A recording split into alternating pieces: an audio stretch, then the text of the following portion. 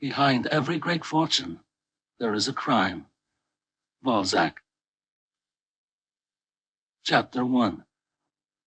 Amerigo Bonazeda sat in New York Criminal Court Number 3 and waited for justice, vengeance, and the men who had so cruelly hurt his daughter, who had tried to dishonor her. The judge, a formidably heavy-featured man, rolled up the sleeves of his black robe as if to physically chastise the two young men standing before the bench. His face was cold with majestic contempt. But there was something false in all this that Amerigo Bonazeda sensed, but did not yet understand. "You acted like the worst kind of degenerates," the judge said harshly. Yes, thought Amerigo Bonazeda. Animals. The two young men, glossy hair crew-cut, scrubbed, clean-cut faces composed into humble contrition, bowed their heads in submission. The judge went on. "You acted like wild beasts in a jungle, and you are fortunate you did not sexually molest that poor girl, or I'd put you behind bars for 20 years. The judge paused. His eyes, beneath impressively thick brows, flickered slyly toward the sallow-faced Amerigo Bonazeda, then lowered to a stack of probation reports before him. He frowned and shrugged as if convinced against his own natural desire. He spoke again. "But because of your youth, your clean records, because of your fine families, and because the law in its majesty does not seek vengeance, I hereby sentence you to 3 years' confinement to the penitentiary. Sentence to be suspended." Only 40 years of professional mourning kept the overwhelming frustration and hatred from showing on Amerigo Bonazeda's face. His beautiful young daughter was still in the hospital with her broken jaw wired together, and now these two animales went free. It had all been a farce. He watched the happy parents cluster around their darling sons. Oh, they were all happy now. They were smiling now. The black bile, sourly bitter, rose in Bonazeda's throat, overflowed through tightly clenched teeth. He used his white linen pocket handkerchief and held it against his lips. He was standing, so when the two young men strode freely up the aisle, confident and cool-eyed, smiling, not giving him so much as a glance, he let them pass without saying a word, pressing the fresh linen against his mouth. The parents of the animales were coming by now, 2 men and 2 women his age, but more American in their dress. They glanced at him, shame-faced, yet in their eyes was an odd, triumphant defiance. Out of control, Bonazeda leaned forward toward the aisle and shouted hoarsely, "You will weep as I have wept. I will make you weep as your children make me weep." The linen at his eyes now. The defense attorneys, bringing up the rear, swept their clients forward in a tight little band, enveloping the 2 young men, who had started back down the aisle as if to protect their parents. A huge bailiff moved quickly to block the row in which Bonazeda stood, but it was not necessary. All his years in America, Amerigo Bonazeda had trusted in law and order, and he had prospered thereby. Now, though his brain smoked with hatred, though wild visions of buying a gun and killing the 2 young men jangled the very bones of his skull, Bonazeda turned to his still uncomprehending wife and explained to her, "They have made fools of us." He paused and then made his decision, no longer fearing the cost. "For justice, we must go on our knees to Don Corleone." In a garishly decorated Los Angeles hotel suite, Johnny Fontaine was as jealously drunk as any ordinary husband. Sprawled on a red couch, he drank straight from the bottle of scotch in his hand, then washed the taste away by dunking his mouth in a crystal bucket of ice cubes and water. It was 4 in the morning, and he was spinning drunken fantasies of murdering his trampy wife when she got home. If she ever did come home. It was too late to call his first wife and ask about the kids, and he felt funny about calling any of his friends now that his career was plunging downhill. There had been a time when they would have been delighted, flattered by his calling them at 4 in the morning, But now he bored them. He could even smile a little to himself as he thought that on the way up, Johnny Fontaine's troubles had fascinated some of the greatest female stars in America. Gulping at his bottle of scotch, he heard finally his wife's key in the door, but he kept drinking until she walked into the room and stood before him. She was to him so very beautiful, the angelic face, soulful violet eyes, the delicately fragile but perfectly formed body. On the screen, her beauty was magnified, spiritualized.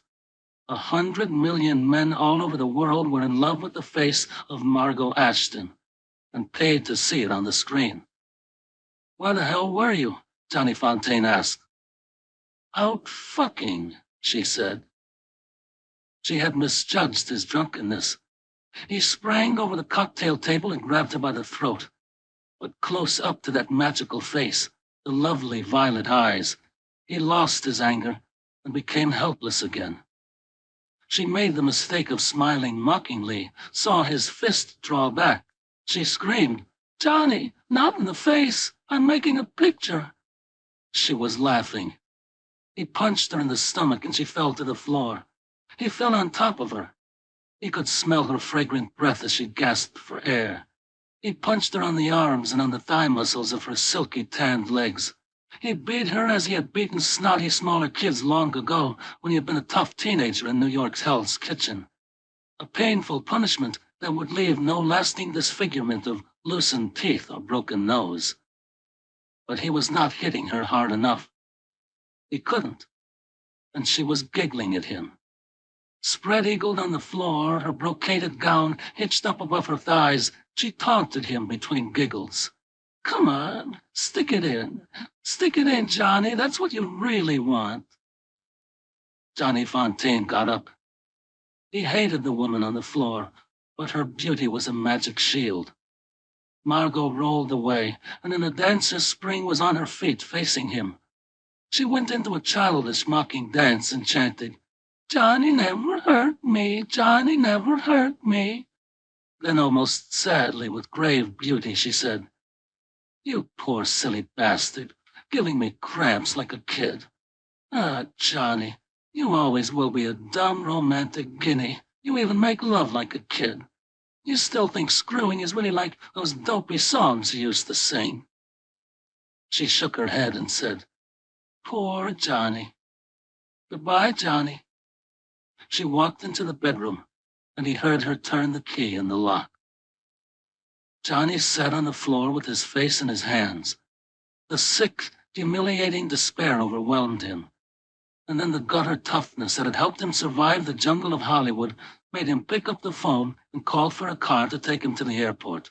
There was one person who could save him. He would go back to New York. He would go back to the one man with the power, the wisdom he needed, and the love he still trusted. His godfather, Corleone. The baker, Nazarene, pudgy and crusty as his great Italian loaves, still dusty with flour, scowled at his wife, his nubile daughter, Catherine, and his baker's helper, Enzo. Enzo had changed into his prisoner-of-war uniform with its green-lettered armband and was terrified that this scene would make him late reporting back to Governor's Island. One of the many thousands of Italian army prisoners paroled daily to work in the American economy, he lived in constant fear of that parole being revoked. And so the little comedy being played now was, for him, a serious business. Nazarene asked fiercely, "Have you dishonored my family? Have you given my daughter a little package to remember you by now that the war is over and you know America will kick your ass back to your village full of shit in Sicily?" Enzo, a very short, strongly built boy, put his hand over his heart and said almost in tears, yet cleverly, "Padrone, I swear by the Holy Virgin, I have never taken advantage of your kindness. I love your daughter with all respect. I ask for her hand with all respect. I know I have no right, but if they send me back to Italy, I can never come back to America. I will never be able to marry Catherine." Nazarene's wife, Philomena, spoke to the point. "Stop all of this foolishness," she said to her pudgy husband. "You know what you must do.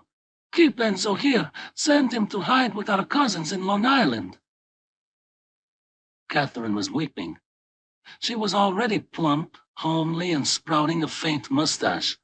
She would never get a husband as handsome as Enzo, never find another man who touched her body in secret places with such respectful love. "I'll go and live in Italy," she screamed at her father. "I'll run away if you don't keep Enzo here." Nazarene glanced at her shrewdly. She was a hot number, this daughter of his. He had seen her brush her swelling buttocks against Enzo's front when the baker's helper squeezed behind her to fill the counter baskets with hot loaves from the oven. The young rascal's hot loaf would be in her oven, Nazarene thought lewdly, if proper steps were not taken. Enzo must be kept in America and be made an American citizen. There was only one man who could arrange such an affair: the Godfather, Don Corleone. All of these people and many others received engraved invitations to the wedding of Miss Constanzia Corleone, to be celebrated on the last Saturday in August 1945. The father of the bride, Don Vito Corleone, never forgot his old friends and neighbors, though he himself now lived in a huge house on Long Island. The reception would be held in that house, and the festivities would go on all day. There was no doubt it would be a momentous occasion. The war with the Japanese had just ended, so there would not be any nagging fear for their sons fighting in the army to cloud these festivities. A wedding was just what people needed to show their joy.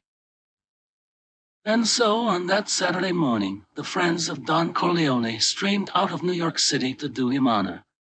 They bore cream-colored envelopes stuffed with cash as bridal gifts, no checks. Inside each envelope, a card established the identity of the giver and the measure of his respect for the Godfather, a respect truly earned. Don Vito Corleone was a man to whom everybody came for help, and never were they disappointed. He made no empty promises, nor the craven excuse that his hands were tied by more powerful forces in the world than himself. It was not necessary that he be your friend. It was not even important that you had no means with which to repay him. Only one thing was required: that you yourself, proclaim your friendship. And then, no matter how poor or powerless the supplicant, Don Corleone would take that man's troubles to his heart, and he would let nothing stand in the way to a solution of that man's woe. His reward? Friendship, the respectful title of Don, and sometimes the more affectionate salutation of Godfather. And perhaps, to show respect only, never for profit, some humble gift: a gallon of homemade wine or a basket of pepper tamales specially baked to grace his Christmas table. It was understood it was mere good manners to proclaim that you were in his debt, and that he had the right to call upon you at any time to redeem your debt by some small service. Now, on this great day, his daughter's wedding day, Don Vito Corleone stood in the doorway of his Long Beach home to greet his guests, all of them known, all of them trusted. Many of them owed their good fortune in life to the Don, and on this intimate occasion felt free to call him Godfather to his face. Even the people performing festal services were his friends.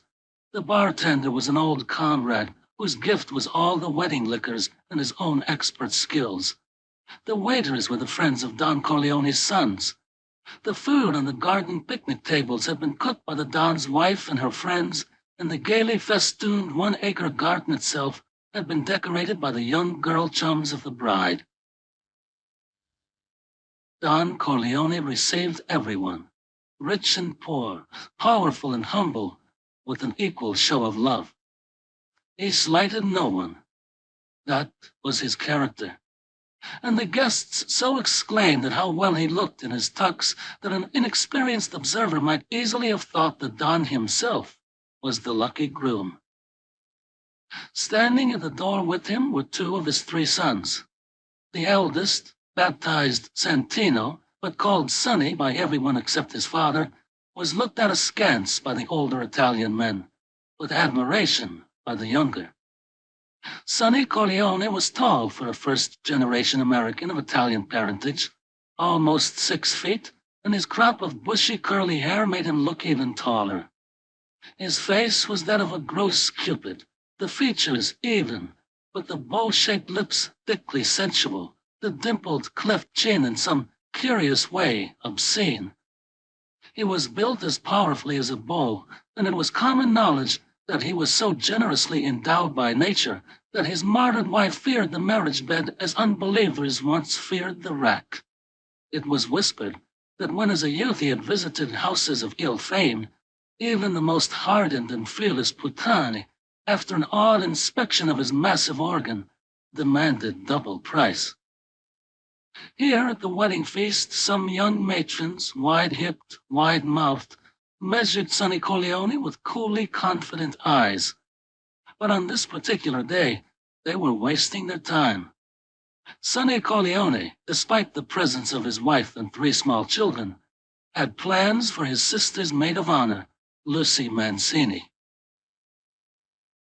This young girl, fully aware, sat at a garden table in her pink formal gown, a tiara of flowers in her glossy black hair. She had flirted with Sonny in the past week of rehearsals and squeezed his hand that morning at the altar. A maiden could do no more. She did not care that he would never be the great man his father had proved to be. Sonny Corleone had strength. He had courage. He was generous, and his heart was admitted to be as big as his organ.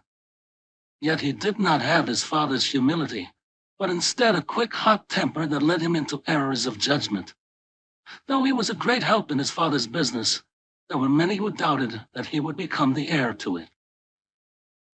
The second son, Federico, called Fred or Fredo, was a child every Italian prayed to the saints for. Dutiful, loyal, always at the service of his father, living with his parents at age 30. He was short and burly, not handsome, but with the same Cupid head of the family, the curly helmet of hair over the round face, and sensual bow-shaped lips.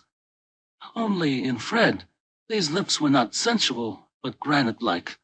Inclined to dourness, he was still a crutch to his father, never disputed him, never embarrassed him by scandalous behavior with women. Despite all these virtues, he did not have that personal magnetism, that animal force so necessary for a leader of men, and he, too, was not expected to inherit the family business. The third son, Michael Corleone, did not stand with his father and his 2 brothers, but sat at a table in the most secluded corner of the garden. But even there, he could not escape the attentions of the family friends. Michael Corleone was the youngest son of the Don, and the only child who had refused the great man's direction. He did not have the heavy, Cupid-shaped face of the other children, and his jet-black hair was straight rather than curly. His skin was a clear olive brown that would have been called beautiful in a girl. He was handsome in a delicate way. Indeed, there had been a time when the Don had worried about his youngest son's masculinity, a worry that was put to rest when Michael Corleone became 17 years old. Now this youngest son sat at a table in the extreme corner of the garden to proclaim his chosen alienation from father and family. Beside him sat the American girl everyone had heard about, but whom no one had seen until this day. He had, of course, shown the proper respect and introduced her to everyone at the wedding, including his family.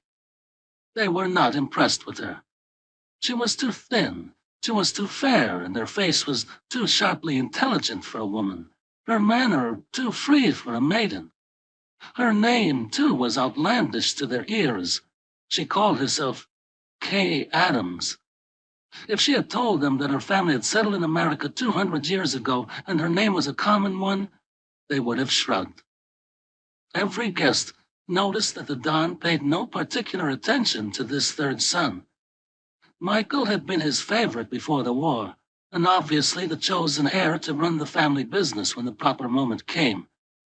He had all the quiet force and intelligence of his great father, the born instinct to act in such a way that men had no recourse but to respect him. But when World War II broke out, Michael Corleone volunteered for the Marine Corps. He defied his father's express command when he did so. Don Corleone had no desire, no intention of letting his youngest son be killed in the service of a power foreign to himself. Doctors had been bribed, secret arrangements had been made. A great deal of money had been spent to take the proper precautions. But Michael was 21 years of age, and nothing could be done against his own willfulness. He enlisted and fought over the Pacific Ocean. He became a captain and won medals. In 1944, his picture was printed in Life magazine with a photo layout of his deeds. A friend had shown Don Corleone the magazine. His family did not dare, and the Don had grunted disdainfully and said, "He performs those miracles for strangers." When Michael Corleone was discharged early in 1945 to recover from a disabling wound, he had no idea that his father had arranged his release. He stayed home for a few weeks, then, without consulting anyone, entered Dartmouth College in Hanover, New Hampshire, and so he left his father's house, to return for the wedding of his sister, and to show his own future wife to them, the washed-out rag of an American girl. Michael Corleone was amusing Kay Adams by telling her little stories about some of the more colorful wedding guests. He was, in turn, amused by her finding these people exotic, and, as always, charmed by her intense interest in anything new and foreign to her experience. Finally, her attention was caught by a small group of men gathered around a wooden barrel of homemade wine. The men were Amerigo Bonazeda, Nazarena the baker, Anthony Coppola, and Luca Brazzi. With her usual alert intelligence, she remarked on the fact that these four men did not seem particularly happy. Michael smiled. "No, they're not," he said. "They're waiting to see my father in private.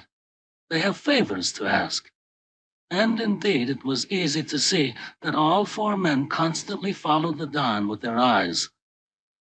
As Don Corleone stood greeting guests, a black Chevrolet sedan came to a stop on the far side of the paved mall. Two men in the front seat pulled notebooks from the jackets and, with no attempt at concealment, jotted down license numbers of the other cars parked around the mall. Sonny turned to his father and said, "Those guys over there must be cops." Don Corleone shrugged. "I don't own the street. They can do what they please." Sonny's heavy Cupid face grew red with anger. "Those lousy bastards, they don't respect anything." He left the steps of the house and walked across the mall to where the black sedan was parked. He thrust his face angrily close to the face of the driver, who did not flinch, but flapped open his wallet to show a green identification card. Sonny stepped back without saying a word. He spat so that the spittle hit the back door of the sedan and walked away. He was hoping the driver would get out of the sedan and come after him on the mall, but nothing happened. When he reached the steps, he said to his father, "Those guys are FBI men. They're taking down all the license numbers. Snotty bastards." Don Corleone knew who they were. His closest and most intimate friends had been advised to attend the wedding in automobiles not their own. And though he disapproved of his son's foolish display of anger, the tantrum served a purpose. It would convince the interlopers that their presence was unexpected and unprepared for. So Don Corleone himself was not angry. He had long ago learned that society imposes insults that must be borne, comforted by the knowledge that in this world there comes a time when the most humble of men, if he keeps his eyes open, can take his revenge on the most powerful. It was this knowledge that prevented the Don from losing the humility all his friends admired in him. But now, in the garden behind the house, a four-piece band began to play. All the guests had arrived. Don Corleone put the intruders out of his mind and led his two sons to the wedding feast.